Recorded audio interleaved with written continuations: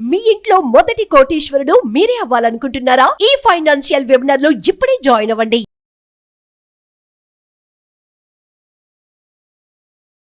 Hello Ram గారు. Hi Naraju. So happy money visualization 2.0లో 5th episode. 4 episodes అయితే చూసాము. చాలా బ్రహ్మాండంగా ఉన్నాయండి. అయితే మనీ యాటిట్యూడ్ కూడా ఏ విధంగా ఉంటుందని చెప్పడానికి ద బెస్ట్ కాంటెంట్ ఇస్తూ ఉన్నారు. సో 5th ఎపిసోడ్లో ఏం చెప్తున్నారు?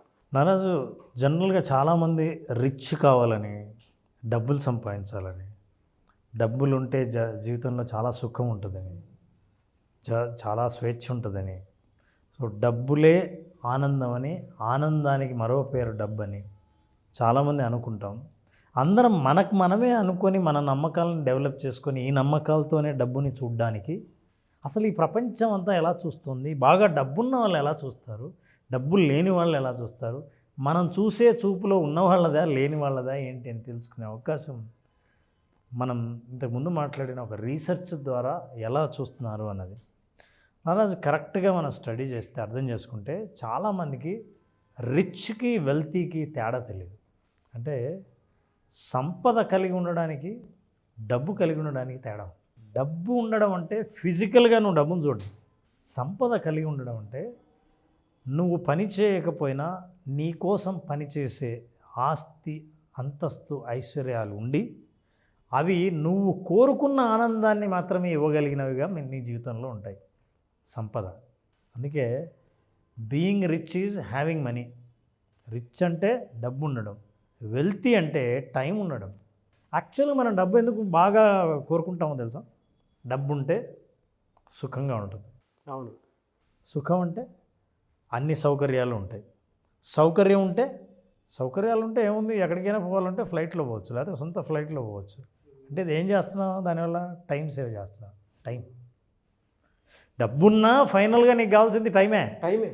నువ్వు ఇప్పుడు ఏం చేస్తున్నావు? చాలా కష్టపడుతున్నాను సార్, పొద్దున్నే ఆఫీస్కి వెళ్తున్నాను, సాయంత్రం వస్తున్నాను, అలసిపోయి వస్తున్నాను, సాయంత్రం వచ్చేసరికి అందరూ పడుకొని ఉంటారు, రాత్రి లేట్ అయిపోతుంది, బాగా డబ్బు ఉంటే ఆఫీస్కి వెళ్ళక్కర్లేదు, ఇంట్లోనే ఉండొచ్చు, నా టైంని ఫ్యామిలీకి ఇవ్వచ్చు. నా టైం, దట్ ఈజ్ వెల్తీ.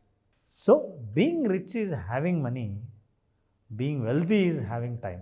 మరి ఈ టైంని ఎలా సాధించాలి అంటే కాలాన్ని మనం ఎలా పొదుపు చేయాలి, ఈ కాలాన్ని డబ్బుగా ఎలా మార్చుకోవాలి అని ఆలోచన చేస్తే లాస్ట్ టైం మనం 4 మైండ్ సెట్స్లో 2 మైండ్ సెట్స్ నుంచి ఆల్రెడీ మనం మాట్లాడుకున్నాం. ఫస్ట్దేమో మనీ అవాయిడెన్స్. నాకు డబ్బు వద్దు అంటారే కానీ వాళ్ళకి డబ్బు సంపాదించాలన్న కోరిక బలంగా ఉంటుంది, వాళ్ళ ఇన్కమ్ తక్కువ ఉంటుంది, వాళ్ళే చాలా తక్కువగా డబ్బు వద్దని ఎక్కువగా మాట్లాడుతుంటారు. అలాగే మనీ ఫోకస్, ఎక్కువగా మనీ గురించి మాట్లాడేవాళ్ళు, మనీ గురించి ఆలోచించేవాళ్ళు, మనీని పూజ చేసేవాళ్ళు, దాని అర్థం యాక్చువల్గా వాళ్ళకి తక్కువ ఇన్కమ్ ఉంటుంది, ఎక్కువగా ఆలోచిస్తుంటారు దాని గురించి.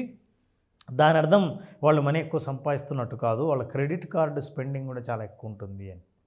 ఇక 3వ కేటగిరీ, వాళ్ళు చేసిన కేటగిరీలో కొన్ని లక్షల మందిని స్టడీ చేస్తే వచ్చిన వాస్తవాల నుంచి చేసిన మైండ్ సెట్స్ ఏవైతే ఉన్నాయో 3వ మైండ్ సెట్గా స్టేటస్ పీపుల్. మనీకి స్టేటస్కు సంబంధం ఉంది. నాగరాజు, మనిషి దిగే కారు చూస్తేనే ఇతనికి డబ్బు ఎంత ఉండొచ్చు అన్నది మైండ్ ఆటోమేటిక్గా క్యాలిక్యులేట్ చేయడం మొదలు పెడతాడు. నువ్వు ఎలా కనిపిస్తున్నావో, నువ్వు ఎక్కడున్నావో, ఏం చేస్తున్నావో వీటన్నిటి వెనకాల మనకు తెలియకుండా ఒక subconscious calculation about money, your richness గురించి ఆలోచన చేస్తుంటాం. Look at this luxury cars. వీళ్ళు డిస్ప్లే. 3వ కేటగిరీ వాళ్ళు ఏంటంటే వాళ్ళు ఎక్కువ డబ్బు ఉందన్న విషయంని ఎక్స్పోజ్ చేయడానికి ట్రై చేసేవాళ్ళు. కార్స్ లగ్జరీగా ఉన్నవాళ్ళు, డిస్ప్లే గోల్డెన్ ఆర్నమెంట్స్. చాలామంది మనకి ఇండియాలో కేజీలు చైన్లు వేసుకొని తిరుగుతూ ఉంటారు. And people the luxury watches. Watch will also talk about the personality. అందుకని లగ్జరీ చూపించడానికి designer clothes, designer hand bags and luxury colony. మీరు ఏ ప్రాంతంలో ఉంటారు, ఎక్కడ మీరు ఉంటారు అని అంటే నేను చెప్పే ఏరియాలో చెబుతున్నప్పుడే మొహంలో అదొక అహంకారం కనిపిస్తుంది. అంటే నాకు మనీ ఉందని చెప్పడానికి ఎన్నెన్ని అవకాశాలు ఉన్నాయో అన్ని అవకాశాలని ఉపయోగించి ఎగ్జిబిట్ చేసేవాళ్ళు వీళ్ళు మనీ ఎగ్జిబిటర్స్. యాక్చువల్లీ ఈ 3వ కేటగిరీ ఏంటంటే నేను రిచ్ అన్న ఫీల్ అవ్వడానికి, రిచ్ ఉండడానికి తేడా ఉంది. వీళ్ళలో రిచ్గా ఉండడం కంటే రిచ్ ఫీలింగ్ ఎక్కువ. అవును. ఆ ఫీల్ నీ చేత కూడా ఫీల్ అవ్వించాలంటే నువ్వు ఏం చూస్తే నువ్వు కూడా ఫీల్ అవుతావో నేను రిచ్ అని అవి చూపిస్తూ ఉండడం మొదలు పెడతాను. ఎగ్జిబిషన్ ఎక్కడెక్కడ అవకాశాలను. అందుకే చాలామంది నేను ఏది వాడినా బ్రాండెడే వాడతాను. నీకు ఈ షర్ట్ ఎంతో తెలుసా, ఈ జాకెట్ ఎంతో తెలుసా, ఈ వాచ్ ఎంతో తెలుసా. సో ఇవన్నీ చెప్తున్నప్పుడు ఏంటంటే మీ దృష్టిలో అంటే స్క్రిప్ట్స్ ఎగ్జిబిట్ చేస్తున్నవి ఎక్స్పెన్సివ్ అయితే నువ్వు చాలా హ్యాపీగా ఉన్నావు, నువ్వు చాలా రిచ్ పర్సన్వి అనే పర్సెప్షన్ వాళ్ళది. వీళ్ళు ఎగ్జిబిట్ చేస్తూ ఉంటారు. ఎగ్జిబిట్ చేయడానికి ఉన్న అన్ని అవకాశాలు నేను చెప్పాను, వీటన్నిటిని మనకు కనిపించేది. పైగా వాళ్ళ పరిస్థితి ఎలా ఉంటుంది అని అంటే చాలా ఇంట్రెస్టింగ్ విషయాలు బయటపడ్డాయి. Number 1, self worth is net worth. యాక్చువల్గా ఏంటంటే వాళ్ళ వర్త్ అంతా ఏంటంటే నీకేం కనిపిస్తుందో అదే వాళ్ళ వర్త్. నెట్ వర్త్ ఏదో, వాళ్ళ సెల్ఫ్ వర్త్ అదే. వాళ్ళ ఆస్తులు ఎంతో అదే వాళ్ళు విలువ చేసేది. మనం ఎప్పుడో ఒకప్పుడు మాట్లాడుకున్నాం నారాజు. కొంతమంది తెలివిగా కనిపించేవాడు, తెలివైనవాడు, తెలివి అయిన వాడిని అని అనుకునేవాడు అని అట్లా. కొంతమంది బిజినెస్ చేసేవాళ్ళు మనకు రియల్ ఎస్టేట్ రంగంలో కనిపిస్తారు, సినిమా రంగంలో కనిపిస్తారు. వాళ్ళు దిగే కారు, వేసుకునే డ్రెస్సు, ఉన్న ఆర్నమెంట్స్ చూస్తే లోన్ ఇచ్చేవాడు, అప్పు ఇచ్చేవాడు ఈజీగా ఇస్తాడు. నేను ఒక ప్రోడక్ట్ అమ్ముతుంటే, నేను ఒక ప్రాజెక్ట్ని సేల్ చేస్తుంటే నేను ఎంత రిచ్గా కనిపిస్తానో చూస్తే నీ డెసిషన్ మీద ఆ ఇన్ఫ్లుయెన్స్ ఉంటుంది. Pure psychology. వాళ్ళు బేసిక్ సెన్స్ చెప్తున్నాను సార్. ఐఫోన్ ఉందనంటే ఆటోమేటిక్గా మీరు ఒక డిఫరెంట్ లెవెల్, మంచి సాఫ్ట్వేర్ జాబ్ చేసుకుంటూ, లేదంటే మంచిగా ఫినాన్షియల్ బ్యాక్గ్రౌండ్ బాగుండేటువంటి వాళ్ళు ఎవరైనా సరే, ఒక ఆడపిల్ల ఈఎంఐలో ఐఫోన్ తీసుకుందనుకోండి, ఐఫోన్ వాడుతుంది అనేటువంటి విషయాన్ని పెద్దగా చూసి అటువైపు వచ్చి తక్కువగానే చూసినా సరే ఐఫోన్ అనేటువంటి వాల్యూని క్రియేట్ చేస్తారు తప్ప అక్కడ పర్సన్ వాల్యూని దానికి వాల్యూ ఉండదు. It's a pure psychology. అబ్బాయిలోనే సరే కొంతమంది నేను బాగా సంపాదిస్తున్నాను కానీ ఆడు మాత్రం ఐఫోన్ తీసుకుంది అంటే నాకే దిక్కు లేదు. నీకు కూడా ఐఫోన్ ఉందారా అని అన్నప్పుడు ఏంటంటే ఇది రిచ్ సింబల్, ఈ సింబల్ నీ దగ్గరే ఉంటే నా దగ్గర ఎందుకు లేదు అన్న ఫీలింగ్. అవును. సో వీళ్ళు ఏంటంటే సెల్ఫ్ వాళ్ళ వర్త్ ఏంటంటే వెనకాల ఏ నెట్ వర్త్ ఉండదు. ఏది కనిపిస్తుందో సెల్ఫ్ వర్త్ అంతా ఏంటంటే వాళ్ళ నెట్ వర్తే వాళ్ళ వర్త్, ఇంక వేరే ఉండదు. And I don't by if it is not new model. వీళ్ళ మాటల్లోనే కనిపిస్తుంది. తర్వాత మీకు తెలుసా చాలామంది ప్యాషన్ అని అంటారు కదా, కొత్త మోడల్ కోసం ఎదురు చూస్తారు. కొత్త మోడల్ వస్తేనే కొంటారు, కొత్త మోడల్ కోసం లైన్లో నిలబడతారు. న్యూ మోడల్ అయితేనే నేను కొంటారు. పైగా ఏమన్నా ఫోన్ ఇస్తూనే ఇది ఏ కంపెనీ అండి అని అంటూనే కంపెనీ చెప్పడు, దాని బ్యాక్గ్రౌండ్ చెప్తాడు. ఇది లేటెస్ట్ మోడల్, వారం రోజులైంది రిలీజ్ చేసి, ఇది చాలా లిమిటెడ్ ఎడిషన్స్, ఇవి దొరకాలంటే దాదాపు పెద్ద క్యూ ఉండాలి, నేను ఇక్కడి నుంచి కాదు అమెరికా నుంచి తెప్పించాను. ఇంత స్టోరీ ఉంటుంది దానికి. సో ఇవన్నీ ఏంటంటే people those who wants to exhibit this richness, ఈ రకంగా వాళ్ళు ఆలోచన చేస్తారు. అది that's a mind set. If it is not best, it's not worth buying. Best కాకపోతే ఇది వర్త్ బయింగ్ కాదు, ఇది కొనాల్సిన అవసరం లేదు. అంటే నేను ఏది కొన్నా, ఎవరైనా చూసినా ఇవి బెస్టే కొన్నాడన్న ఫీలింగ్ నేను ఎగ్జిబిట్ చేయాలని అంటే, ఆ ఫీలింగ్ నీకు రావాలంటే నేను ఏమి ఎగ్జిబిట్ చేయాలనో అవి ఎగ్జిబిట్ చేస్తుంటా, ఏవి ప్రదర్శించాలో అవి ప్రదర్శిస్తుంటా.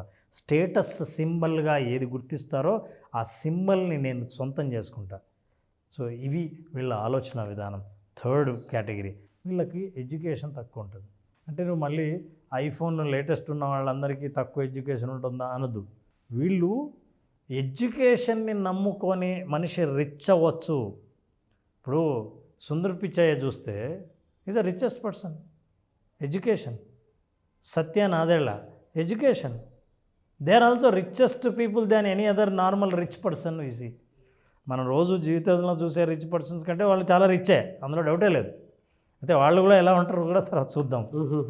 సో లోయర్ ఇన్కమ్, వీళ్ళకి ఆదాయం తక్కువ ఉంటుంది ఒరిజినల్గా, కానీ ప్రదర్శించి వేసుకునే ఉంటాయి. ఏదో సినిమాలో చూపించారు, ఒక జమీందారు కోట్ వేసుకొని బయటకు వస్తాడు. జమీందారుగా గౌరవం పోగొట్టుకోకూడదంటే ఇంటికి వచ్చి జమీందారు కోటు విప్పితే మొత్తం చిరిగిపోయిన బనియన్ బయటపడదు.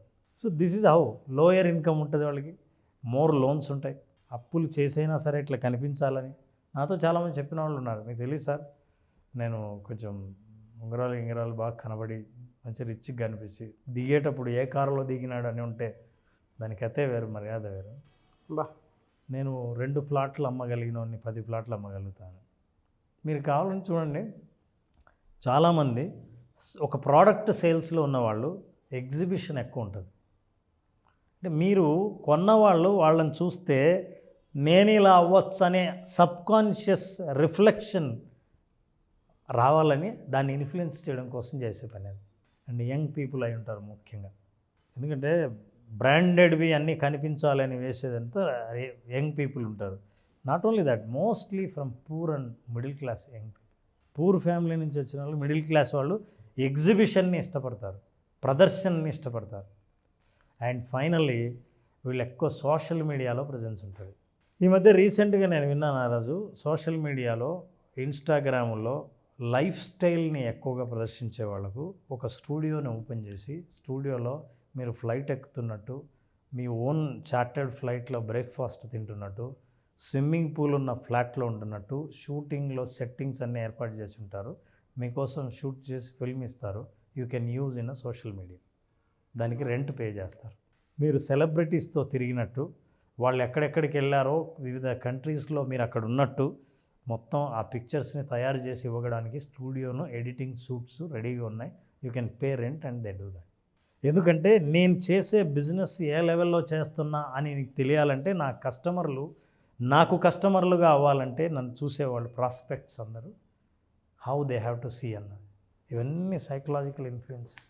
కస్టమర్లు ఇష్టమర్లుగా మారాలనంటే సైకలాజికల్ ఇన్ఫ్లుయెన్స్ అనేది బలంగా పడాలి.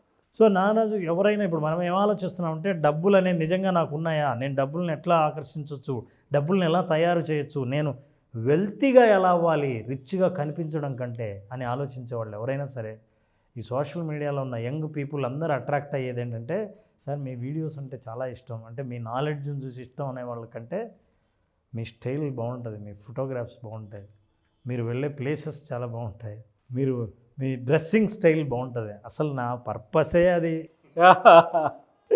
అని అనేవాళ్ళు దేర్ ఆర్ ద ఎగ్జిబిట్.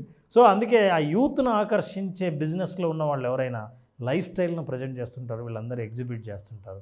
అయితే they will show maybe their cars, their styles. Some people they show their new home tours, నేను ఎట్లున్నా ఏంటనేది. కొంతమంది దే షో దేర్ బాడీ, కొంతమంది నగలు చూపిస్తారు, కొంతమంది ఐఫోన్ చూపిస్తారు. దీన్ని కూడా వదలదే సార్.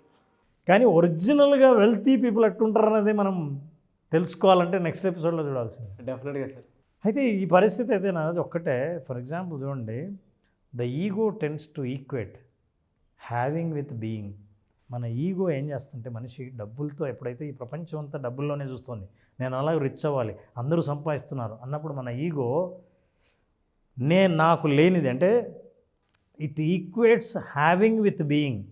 నాకు ఉండడమే నేను అని చూపించే ప్రయత్నం చేస్తూ ఉంటుంది ఈగో. అంటే నాకు మీరు ఏది కనిపిస్తున్నారో అదంతా నిజం, నాకున్నదే, అదే నేను అని చూపించే ప్రయత్నం చేస్తాను. ఫర్ ఎగ్జాంపుల్ చూడండి, ఈ అమ్మాయి పెట్టింది ఇది ఒక ఫోటోగ్రాఫ్, రిచ్గా ఉంది, అసలు బెంచ్ కార్ ఆగి ఉంది, ఒక విల్లా ఉంది, చూస్తే ఎన్ని లైకులు పడతాయి. అదేదో నా బెంచ్ గారు అన్నట్టుంది సార్, కలర్ చూస్తే ఇట్లా అనుకుంటారు. కాబట్టి ఒరిజినల్గా ఇది photo. What the hell and heaven sir. ఇది నేను ఒక ఎగ్జాంపుల్ చెప్పాను. నేను ఇంక చెప్తే సోషల్ మీడియా వైపు వెళ్ళిపోతుంది మన డిస్కషన్ అని నేను ఒక ఎగ్జాంపుల్ చూపించాను. See what I am saying, think about the mindset. చాలాసార్లు మనకు తెలియకుండా మనం చేసే ప్రవర్తన, అది అనుకోకుండా ఆ ప్రవర్తన మనం ఏంటి, మన రిచ్నెస్ ఏంటి అని చూపించే ప్రయత్నం. అంటే ఎవరైతే డబ్బుల గురించి ఆలోచిస్తున్నారో, సంపాదన గురించి ఆలోచిస్తున్నారో, ఆర్థిక ప్రణాళికలు, ఆర్థిక ప్రగతి గురించి ఆలోచిస్తున్నారో, వాళ్ళ ఆలోచనలో ఉన్న వాస్తవాలు మనం మాట్లాడుతున్నాం నారాజు.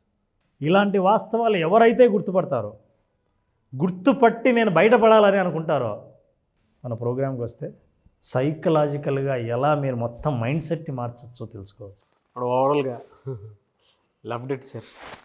సో ఈ స్టడీలో మనం ఇంతవరకు రిచ్ లాగా ఉండి, రిచ్ కాకపోయినా రిచ్ లాగా ఉంటారు, ఎట్లా ఆలోచిస్తారని చూసాం. ఒరిజినల్ రిచ్ పీపుల్ని చూడాలంటే నువ్వు 1 వీక్ ఆగాల్సిందే నారాజు.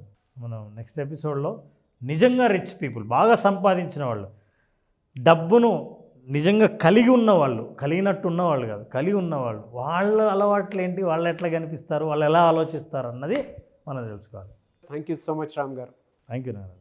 మన ప్రేక్షకులకు ఎవరికైనా ఇంతవరకు మనం చేసిన విజువలైజేషన్ నుంచి ఎవరైతే ఆర్థిక స్వేచ్ఛను కోరుకుంటున్నారో, ఆర్థికంగా నా దగ్గర డబ్బు ఎందుకు నిలబడడం లేదు, డబ్బు గురించి ఆలోచిస్తే చాలు ఆందోళన ఎందుకు పెరుగుతుంది, ఇట్లాంటి ఆందోళన నుంచి బయటపడాలంటే నా సైకాలజీ, నా పరిస్థితుల్ని ఎంతవరకు మారుస్తుందో తెలుసుకోవాలంటే విజువలైజేషన్ జూన్ 10th స్టార్ట్ చేసే విజువలైజేషన్లో అటెండ్ అవ్వాల్సిందే.